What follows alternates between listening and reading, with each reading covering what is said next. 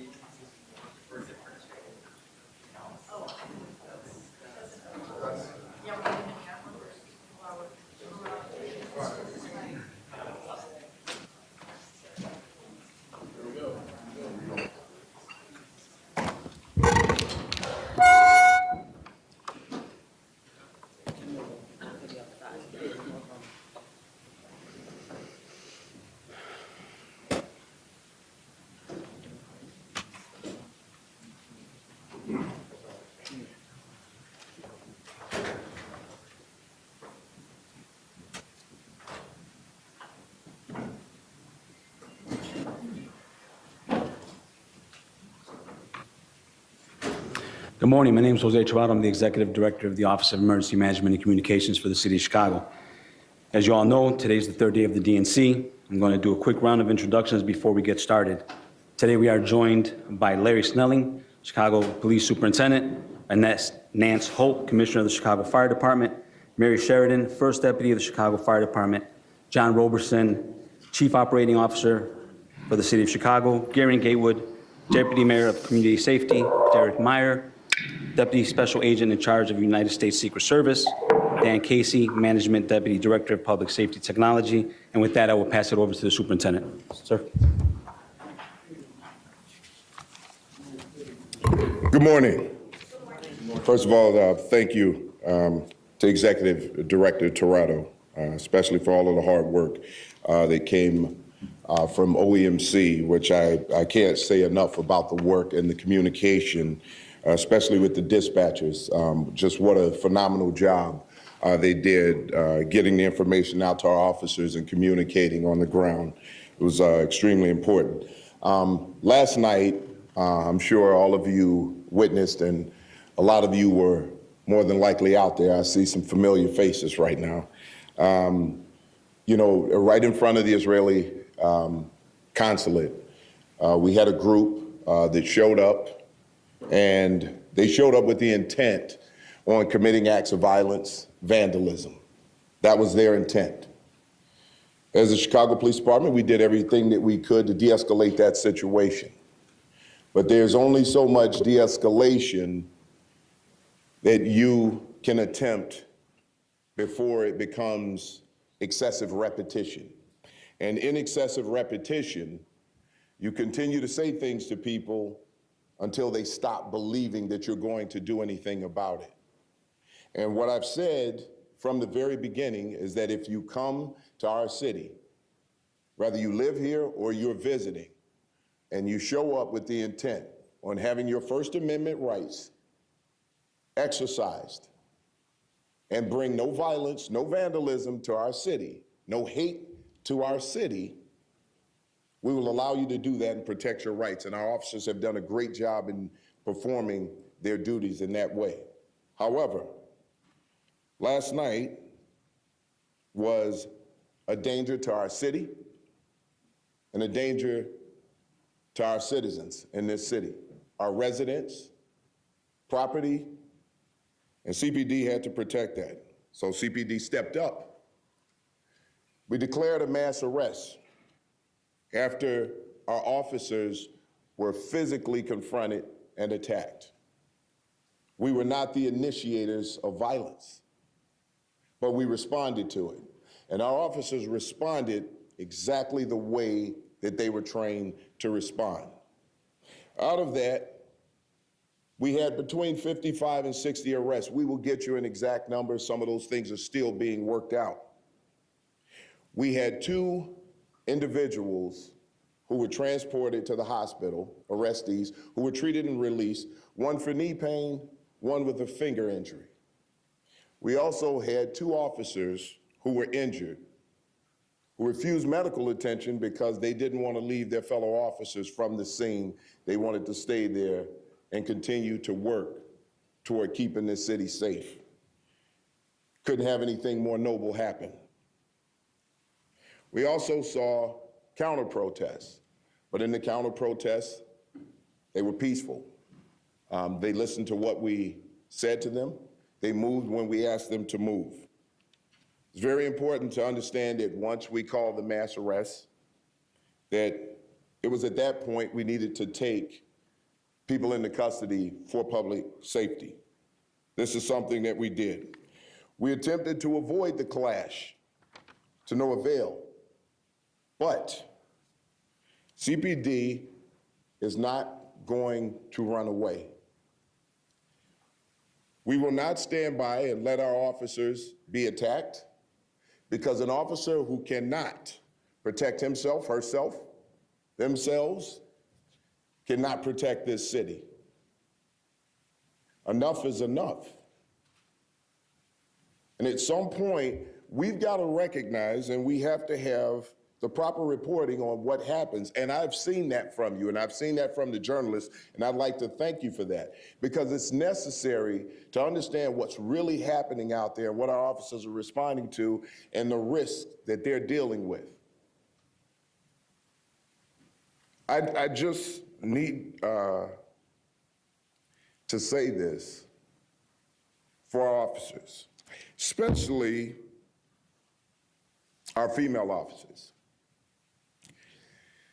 The vicious, nasty, sexually explicit things that were said to those women, absolutely disgusting.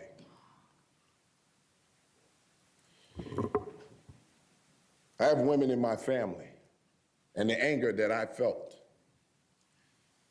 But let me tell you, the pride that I have in those women who dealt with that, took it, did not lose their cool, and the officers who didn't lose theirs. Understand, these are human beings. Somebody's mother, someone's daughter, sister, aunt, niece, being spoken to in that way. But they stood their ground, and they did what they had to do. They didn't overreact. Our male officers who were standing there didn't take the bait. They continued to fight through in the way that they were trained to respond. And in an incident like that, where that number of people showed up to fight with the police, and we were able to take nearly 60 people into custody, minimal injuries, tells you that what's happening with the Chicago Police Department is transformative. The leadership and the leadership team that you see right here, this is a transformation of what you're seeing. Please report that. It was enough of you out there. We will not allow people to come to this city disrespected and destroy it. We expect the rest of the week to be better. That's what we're hoping for. We're hoping that people see that the Chicago Police Department is prepared, ready, willing, and able to defend this city. It's time to get a handle on anyone who wants to wreak havoc on this city, people who are committing violent acts throughout the city. It is time to bring Chicago back to where we know it can be. But that's going to take all of us. So it wasn't just the Chicago Police Department last night. As you see, we have the fire department here with us, our federal partners. We have the COO, John Robertson. We have Deputy Mayor Gatewood standing here with us. There are so many people behind the scenes from other agencies who are working to make sure that this city is safe and to make sure that we're successful throughout this DNC.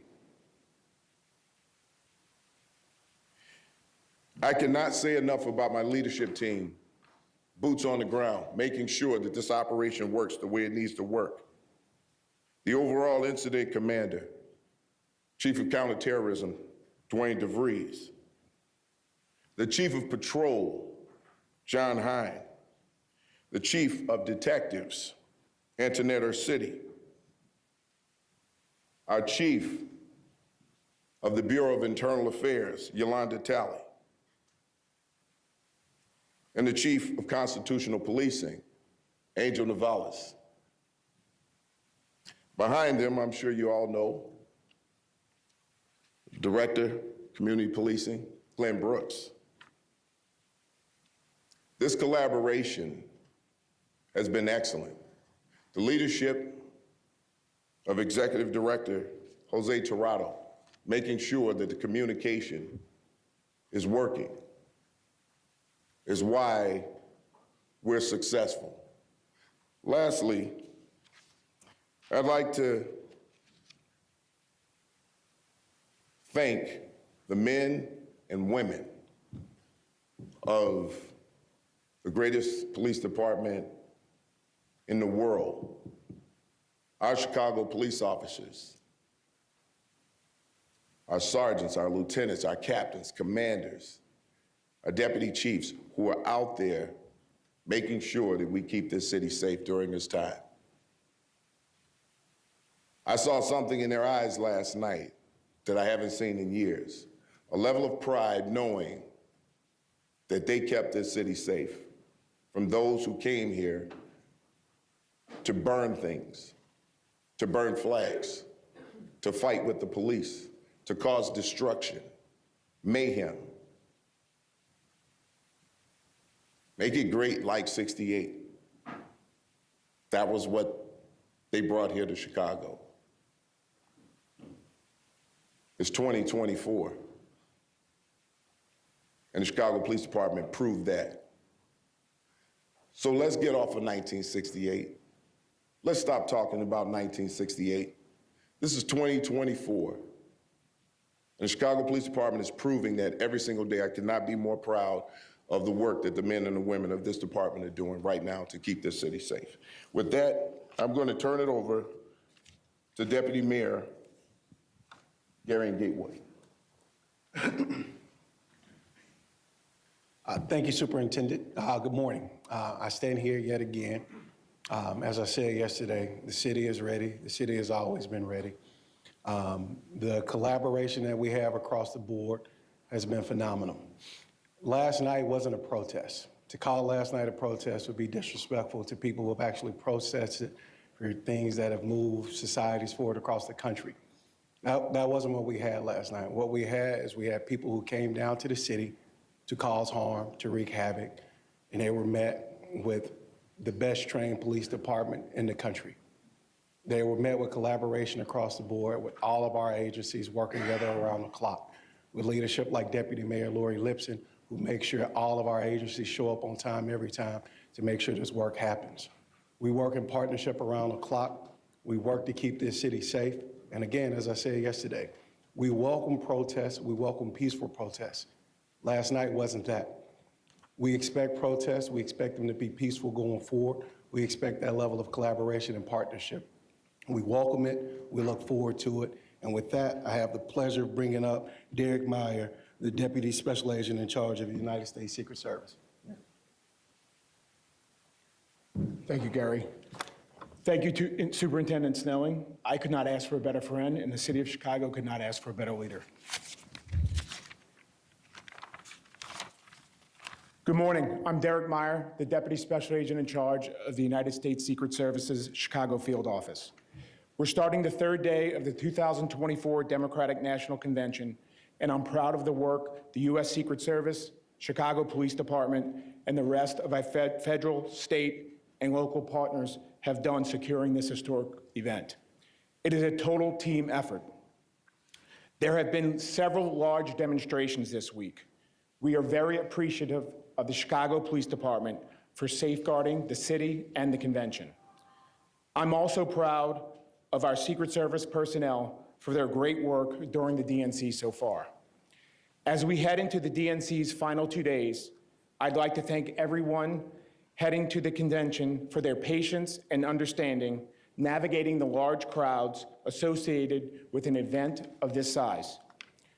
We ask that attendees and delegates arrive early and allow extra time for security. Also, I have a very important message for all drone operators. I would like to remind everyone that the FAA has temporary flight restrictions in place for the DNC through Thursday. That means that this restricted airspace is a no drone zone. The restrictions cover a large area, so drone pilots need to check the FAA's before you fly service ahead of flying. That app can be downloaded from your device's app store. If a drone pilot enters FAA TFRs without permission, their drone could be confiscated. They could also be fined up to $75,000 and could also be criminally prosecuted. Notices and TFRs are updated and changed frequently. There is a complete list of notices and TFRs at www.faa.gov. Thank you. We'll be open for questions. Okay, we'll begin questioning here.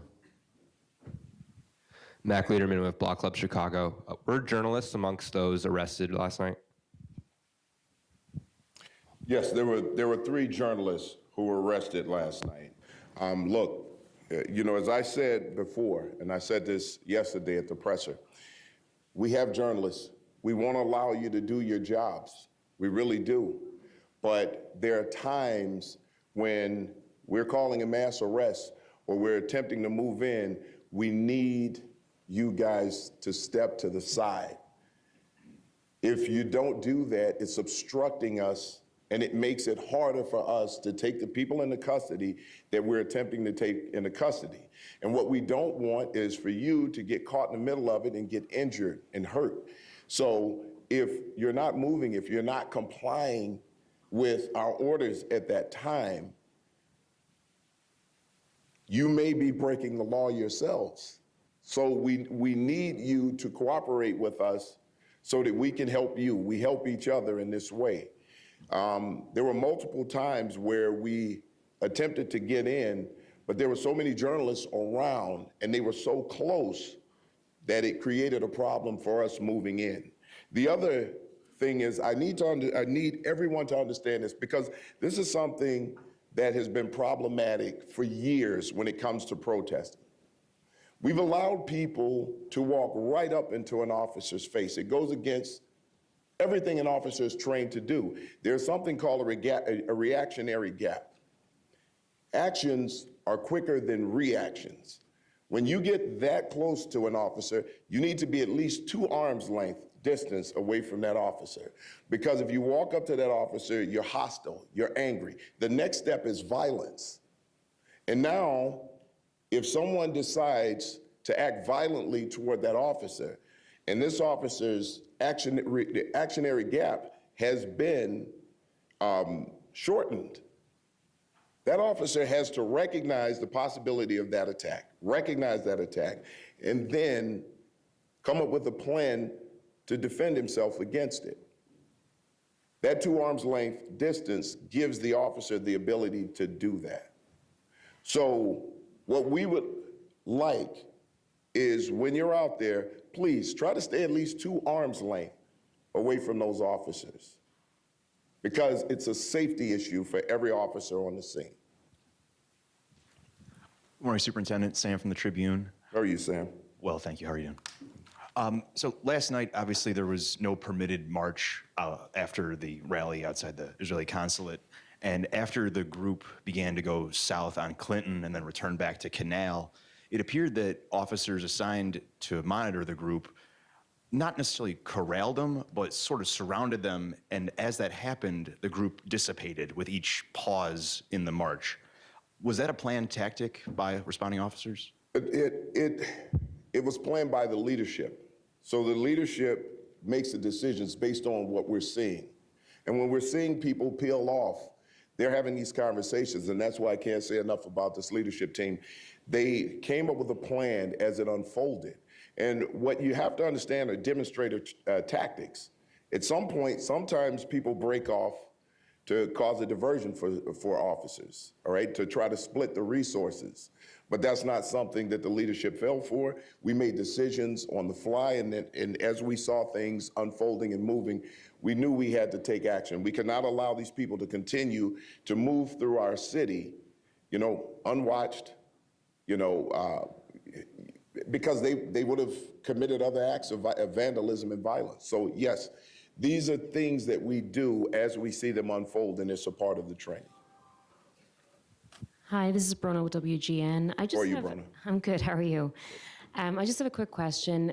We were talking to people last night, and they said that, people that were protesting, they said that they felt that the police response was overwhelming. That's their word, not mine. Is there anything that you would have done differently last night, given what you know now?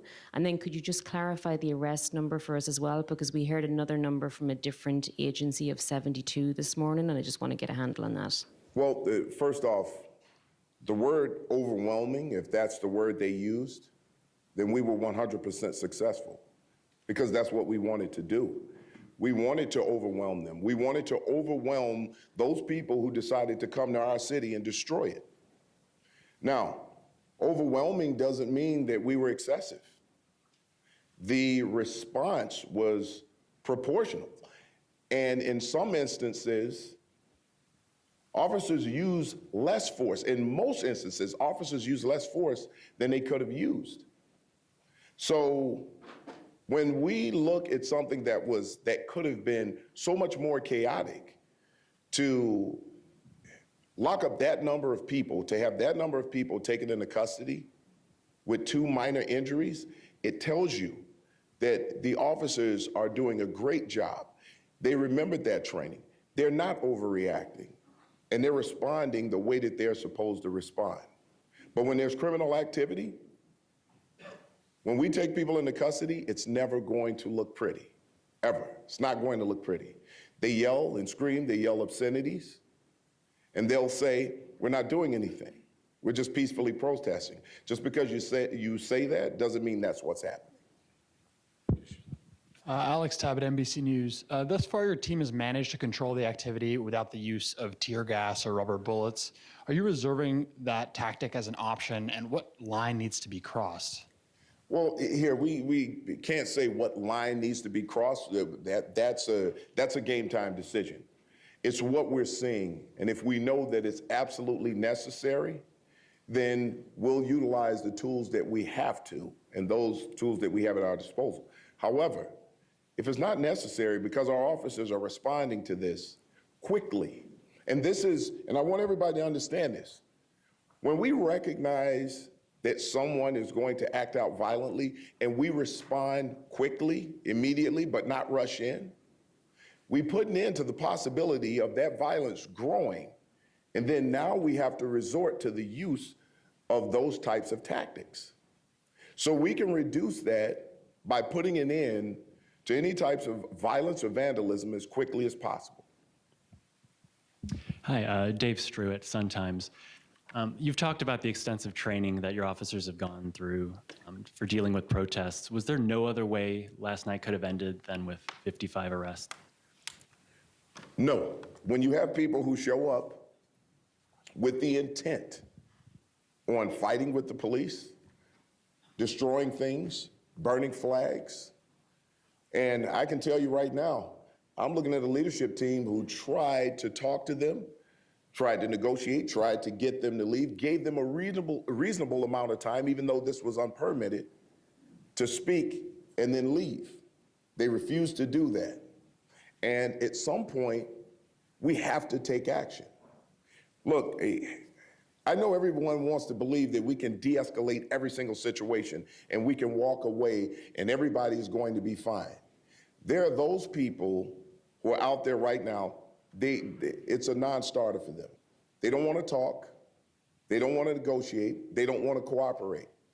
They want what they want, and that's it. And if what they want is to harm others and to destroy property, we're going to put an end to it. Superintendent Martin Costi, NPR. How are you, Mark? Hi. You spoke about the 3 journalists and said the problem is they were too close.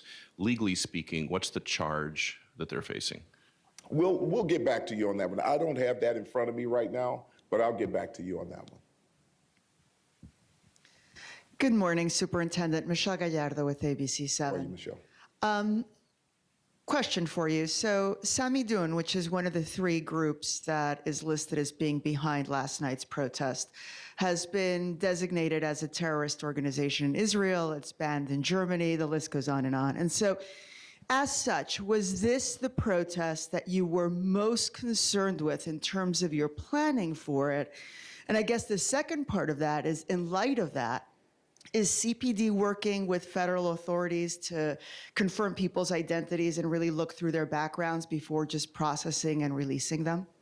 Well, we always look at that, right? Because when you're processing people, they're fingerprinted. We're looking at all of that. However, what I will say from the start, we don't just look at groups. We don't necessarily just look at affiliations. What we're looking at are actions. Because you may have people who show up here who are affiliated with particular groups who just talk. They're not here to commit acts of violence. We're looking at actions, and everything that we do and have planned around, we plan for those who show up here to cause destruction, chaos, criminal activity, violence. And that's what we've trained for. So no matter who shows up here, we're going to be ready to respond to them. Good morning, Carmen Vargas with Univision. Superintendent, what is going to happen from now on with protests that are not approved by CPD? Are they going to be allowed to carry on or not at all? Well, listen, we'll assess those as they happen, just like we did this one, and we'll prepare for it. Look, when people are moving about the streets, walking, talking, if we don't have any reasonable suspicion to stop, question those people, they can form up. People have the right to assemble. However, we are going to control the situation. When we get there, we'll make an assessment of what's happening. And if we know we need to take action, we'll take action. But we'll make an assessment, and everything that we do in response to that will be based on a constitutional response. Right here. Yes. Hello, Superintendent. It's Molly with the Washington Post. How are you, sir? A 2-part question, if I can. The first is, the folks who were arrested overnight, will they be prosecuted? Because you spoke a little bit about that before the DNC, about the intent to prosecute those who get arrested. And then also, we're expecting a pretty big protest later today, and then there's another big one scheduled tomorrow, but my understanding was today's might be the biggest. Will the approach today be similar to what we saw overnight, because today's protest, the big one, is unpermitted as well by the city, or will it be different? That's my question. Okay, so to the first question, Can you go over that one more time? Will the folks who were arrested overnight be prosecuted? Okay, so here's what I will tell you. I have had, and before this started, I've had a conversation with State's Attorney Kim Foxx, and she's actually made a public statement that people who come here to damage and destroy our city are going to be prosecuted. That's number one. Is our approach going to be the same with the group today as yesterday? Absolutely not, unless things change. Our approach yesterday initially was the same approach that we approach every group with. Obviously, we had heightened concerns about this one because of the threats that were coming out of the group initially.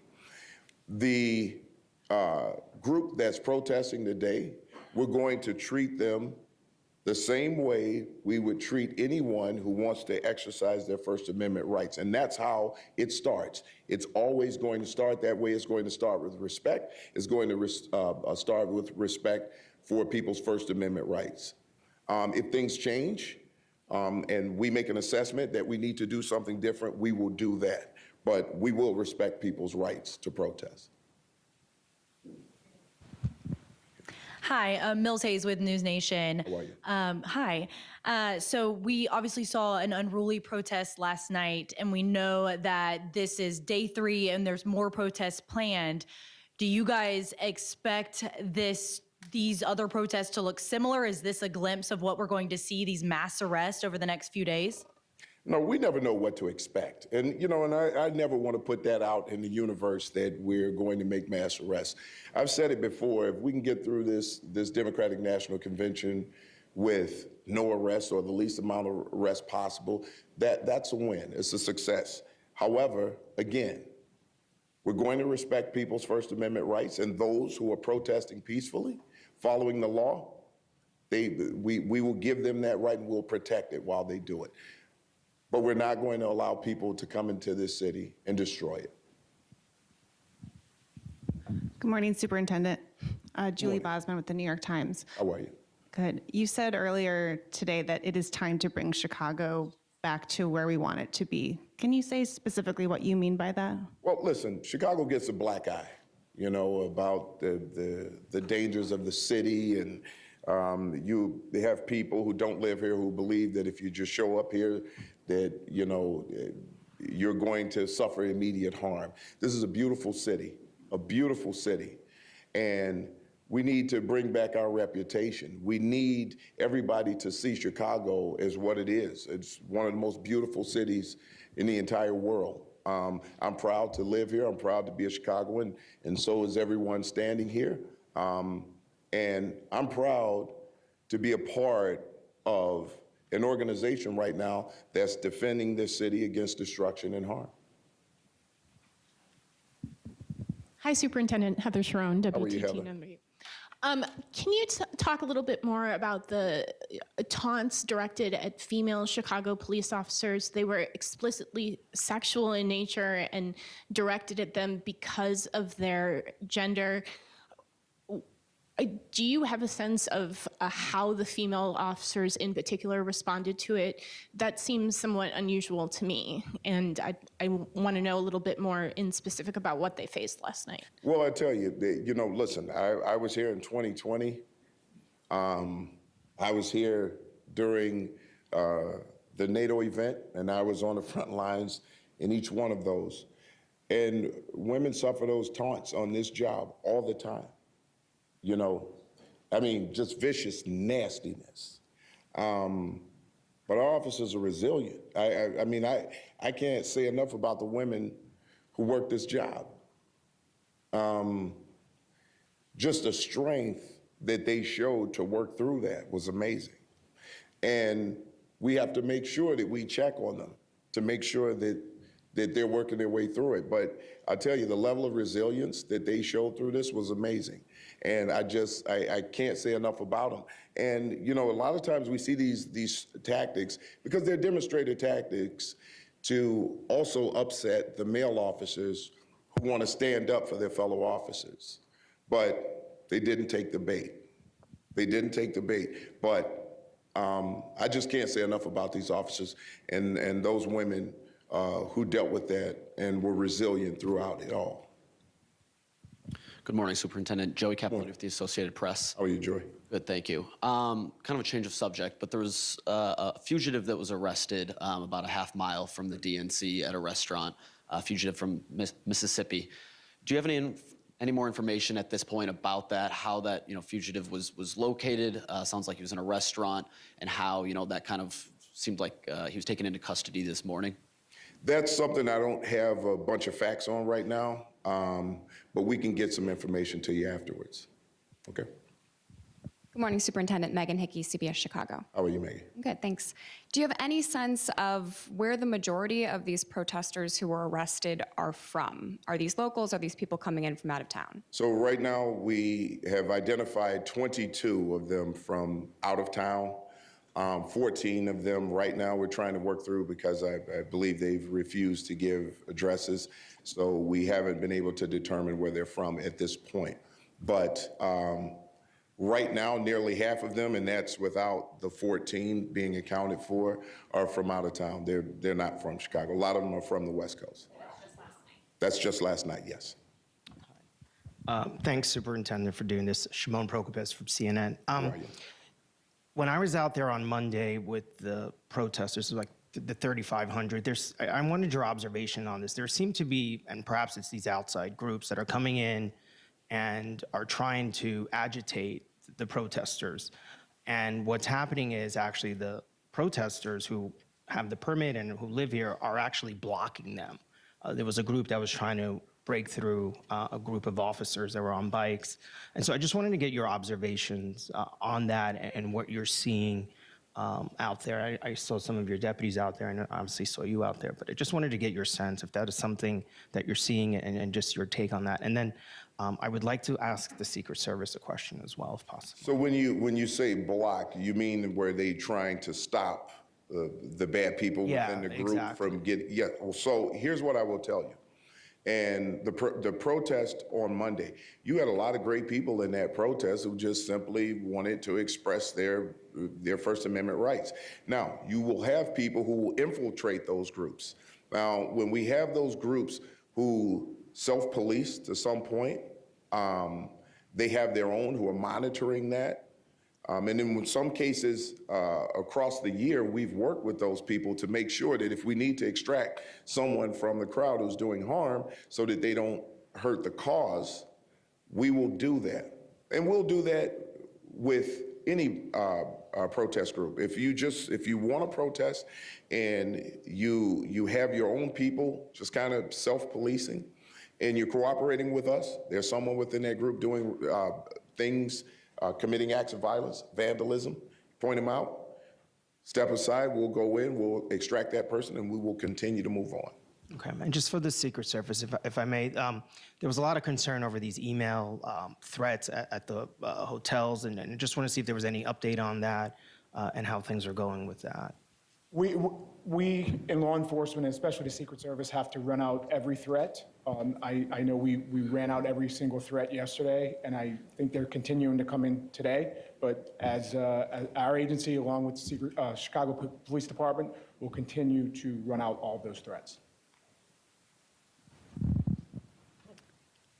Steve Vado from the New York Post. How are you, Steve? Good, how are you? Good. I know you said you didn't know the charges against the press, but do you know the charges against the protesters or a range of charges? Well, there are multiple charges. There are disorderly conduct charges, there are obstruction charges, there are charges of battery to police officers, and quite a few more. Now, at some point, you'll be able to get that information, and I have it right here.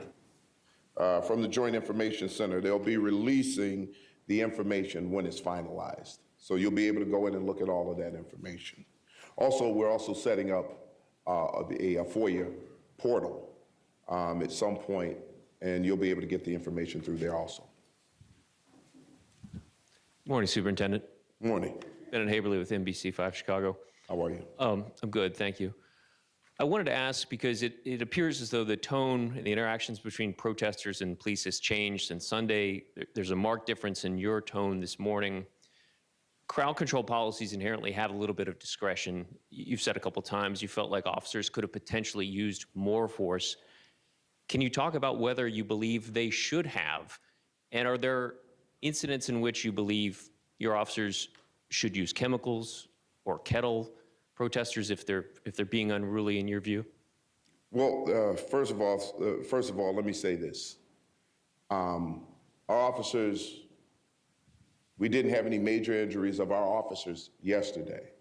Now, in the protest Monday, we had an officer who was pushed over at a different protest from the one at the fence and suffered a concussion as a result of that. But minimal, minor injuries to 2 officers.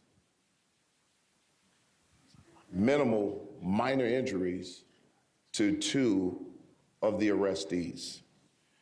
So if you ask me the question, was it necessary to use those higher levels of force? At that point, no, because our officers weren't injured. Now, there are times where we know that when the risk of injury becomes greater, the risk of death to an officer is imminent.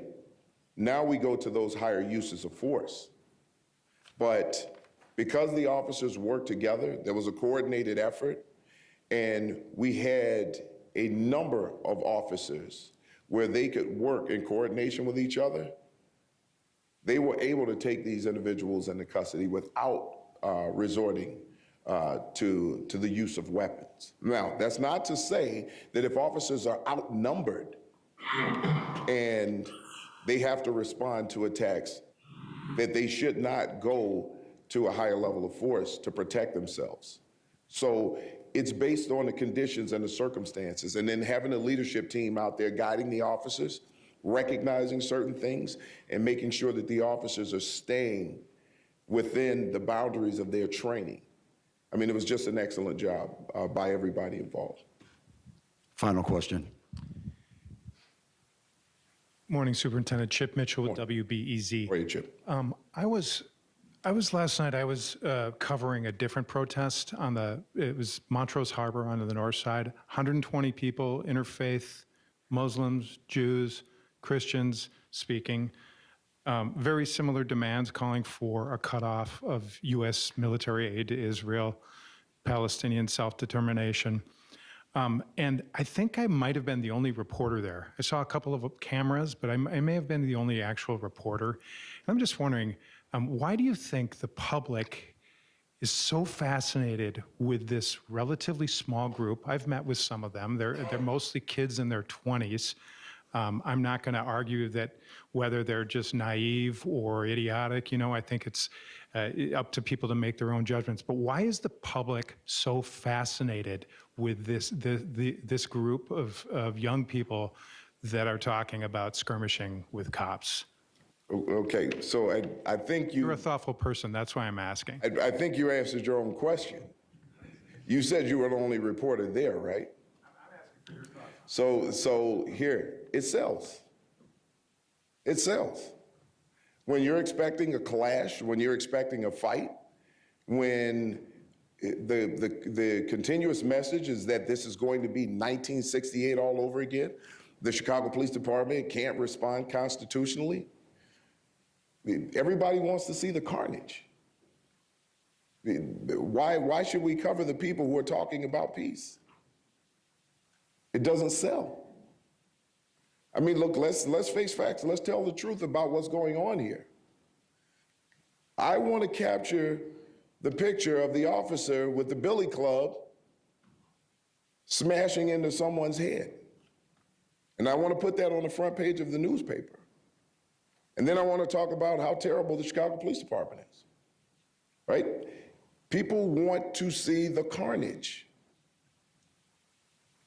We have people in this city who are doing great things, but we focus on the negativity. We focus on the violence, and we push that narrative in our own city. There comes a time where we have to recognize what we're doing. See, what I've decided with the Chicago Police Department is to look at where we've made mistakes. Look at where we've been wrong. Look at the history of this department and take corrective action so that we don't repeat those things again. Transformative and transform this department. You're seeing that right now. But in order to get to the bottom and answer the question that you just threw out there, is that we all have to look at ourselves. And we have to ask the question, why are we not covering the good things that people are doing? Why is it that we're looking for the bad things? That's what we've got to start looking at. So if we want things to get better, we've got to look at things good that are happening. But I will tell you this right now, with our teens, when you see teen gatherings and people running in the street and acting wild, you know why they do that? Because they know they're going to get coverage. And they are great teenagers who are doing great things across the city. Nobody says a word about what they're doing. We have to look at ourselves. What is journalism? I'm not a journalist, so I'll let you guys answer that question. But you asked me for my observation, that's my observation. Lastly, I just like to acknowledge, I really have to acknowledge the women in leadership in this department and our female officers. Last night and times before was a reminder to me of what they have to deal with, being a woman in public safety.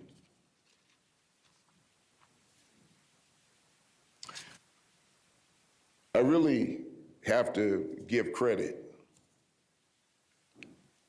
to Commissioner Annette Holt and the work that she's doing with the fire department, because she is an excellent, excellent partner. Deputy Commissioner Mary Sheridan, for the work that she does, hardcore. Just couldn't ask for better people. Our Chief of Detectives, Antoinette City. Our Chief of the Bureau of Internal Affairs, Yolanda Talley. Thank you for the work that you do. Thank you for the resilience, and thank you for setting an example for every woman who wants to be a part of public safety. You're setting the example, and you're trailblazers for that, so continue to keep that work up. I appreciate the work that everybody here is doing. Thank you. Thank you for the questions, and thank you for allowing me to just educate you a little bit about what the Chicago Police Department has been doing and what they do. Lastly, I see Deputy Chief Chris Papiano, who was on the ground yesterday doing a great job out there. Just want to acknowledge him. I see him up there. My Chief of Staff, cannot say enough about my Chief of Staff. She's behind the scenes. Dana O'Malley just, she does a great job. So I had to, everything that I have prepared, she makes sure that it's prepared for me when I get in. She's awesome. I can't say enough about her. So thank you very much for that. All right. And that's all I have, people. Thank you very much. We will see you out there again tonight. And we'll be talking about another success story tomorrow. Will you be out there tonight? Absolutely. Good to go.